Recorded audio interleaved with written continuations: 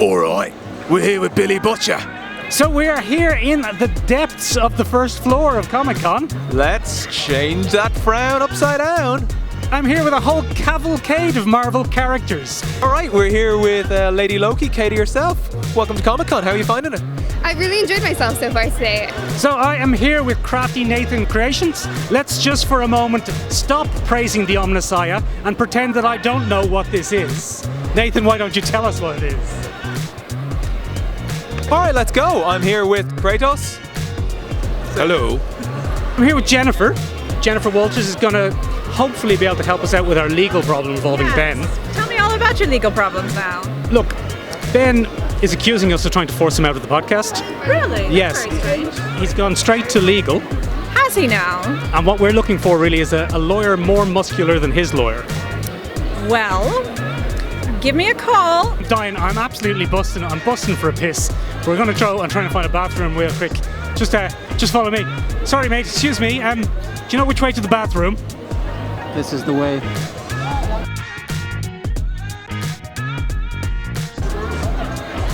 Right, we're here in the Cosplay Village, where we will be hoping to interview more and more people. But first, let's talk to the man, the myth, the legend. Jerry Begley. Are you suffering from con stress? A little bit too much this year. So we're here with Jerry and we've got something of a con exclusive. Jerry, could you reveal the con exclusive? So this year we have the first pro competition for cosplay in over 3 years. So we'd like to introduce the very first ever custom Dublin Comic Con Pro Championship trophy. Jerry, that is spectacular. I mean, that would look lovely on a mantelpiece, a windowsill.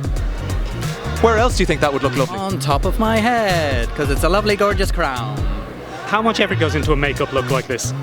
Well, Because, hold on, I'm going to interrupt you. I'm sorry, I'm going to interrupt you. Because I don't know how well this is being picked up on the camera, but this is not flat green.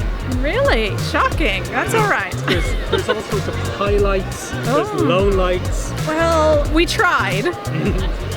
In terms of effort, I would say it was about 3 weeks of utter terror, and then I got up at 7 a.m. Oh, very good. So it wasn't too bad, in fairness. So casual, but yet it works. But it works. Yeah, I mean, I put it together at the last minute. It was a kind of a yesterday kind of a job. Had a t-shirt. I hear that's the hallmark of the greatest cosplays. If you can make it in 20 minutes, why spend 6 weeks at it? Exactly. I was playing Warhammer for years and I was always looking at the different characters and I was like, I should definitely try and give that a go. And it started off with very simple robes and then it kind of got a bit bigger and then one mechanical arm became 2 mechanical arms, became 6 mechanical arms, and then the backpack got built and the chest plate got built and it just kept getting bigger and bigger and bigger until it was like, no, I won't be able to walk if I add any more. And it just came to this and I built it just before lockdown. So it was ready for March and I was all ready to go and I made it in the makerspace here in Dublin and then the world shut down and it sat for 2 years in a corner collecting dust and then eventually we were able to dust it off, power it up and bring it out here to Comic Con. And it's unbelievable because people are just like, oh, and I'm like, gosh, that's years old. But it's so new to other people. Right, let's talk about this. That is a massive block of styrofoam. How long did it take you to sculpt that? At least 4 to 5 months, and like it was the top part of the head was a lot bigger, and also trying to get the hairline was also very tricky as well. And then when I came to put my head in it, like I had to get the eye line just right, and I had a couple of misfires. Tell us about your costume. Well, I decided to be a hot MILF for a day. See how that works out. See if I find a rich husband. You're running across a lot of your daughters here today. Yeah, I found 3 so far and 1 other Lady B cosplayer. The dress itself I had for other purposes, for like college balls and stuff like that. And then I made the headpiece and like the jewellery and stuff in the last 24 hours or so. Oh, so a real committed cosplayer, that last 24-hour rush. It was an intense 24 hours. We actually met you a couple of years ago as a whole group of spider people. The video for which I'm going to now really annoy our editor by asking him to include here.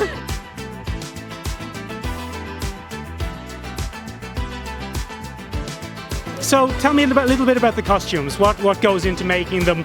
How long does it take to pull them together? I mean, did you really sacrifice the arm? The arm took like, 2 days to make? Yeah. It wasn't too bad. because I've only started making cosplay stuff, so like most of this is bought, but then like I made the arm, I made the Darkhold, I made the crown, I made the so crown. you're the kind of I'm you're the prop artificer. guy. Yeah, I'm the prop guy. Okay. But yeah, it's just a matter of getting as many reference pictures as we can and going off that and having a bit of fun with it at the end of the day. And dare I ask, is this an outfit that was just in your closet anyway, or specifically put together? No, this one was specifically for Marija Adams. I thought, yeah, I have to go for this character. If I'm going to go for this character, I got to go all out. Is this something you made? Is this something you put together? Yeah, it's all 3D printed. So I do put that 3D printing, and it's about, I suppose, a week and a half's worth of printing, painting, sanding. Now I'm going to get nerdy now because I love 3D printing. This is filament printing or resin printing? What the heck is going on here? What's going on here, Shane? I enjoyed that too much.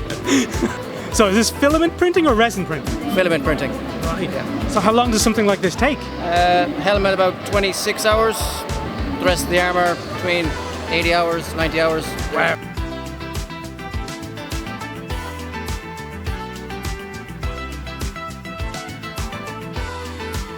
Busting for that piss. Sorry, excuse me. You shall not pass! Fantastic. What do you think of the cosplay community in Ireland? Oh, it's so amazing. Oh, I can't even count how many photos I've already taken. Like, there's so much data, so many incredible costumes, so many incredible outfits, and so many incredible characters all over. How do you find the Irish Comic Con, the cosplay community, fun? Oh, it's very good. Yeah, I know few professional cosplayers. You know, I've seen few guys who are trying to. Me was pretty decent, I must say. Yeah. You find the Irish cosplay community? So far, it's been absolutely amazing. Everyone's been so nice. People just randomly stop you to compliment you or ask to take photos, and everyone's just been really lovely. Exactly, it's looking great. I love the fact that the story behind it is basically how you become a tech priest anyway. Yeah, like it was great when you're kind of learning how to do it, and there were so many parts of this project that are so different that I needed so much help with. I got help from fabric workers to help me make the robes. I got help with an awful lot of people to help me power all the motors and all the technology that's in it. And there's a huge amount of help that kind of came in, and people lent their time, and I'm really, really appreciative of that. So we've got some pretty experienced cosplayers here and some new cosplayers. Yeah. Are these like your cosplay babies? In a weird way, yeah, we've just kind of roped them in. Yeah. Like we brought you to Comic Con in spring this year, and I think you fell in love. Yeah. And you came as well, but you didn't. Like we weren't together. But then this time we were like, let's just all do it together and like have it be like a group thing, so no one feels alone or isolated their first time cosplaying. So. Awesome. So with the Pro competition, we not only do have this lovely prize here, but we do have lovely novelty checks with real money behind it as well.